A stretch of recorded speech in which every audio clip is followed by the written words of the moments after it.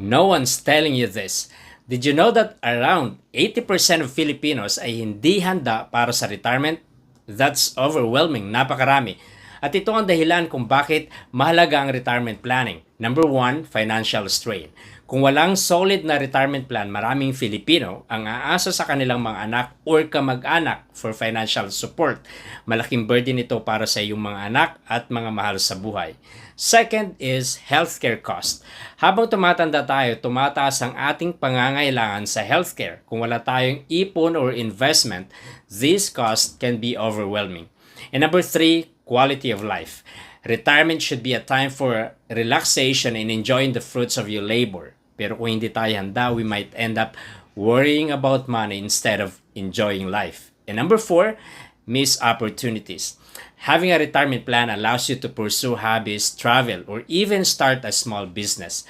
Kung wala ito,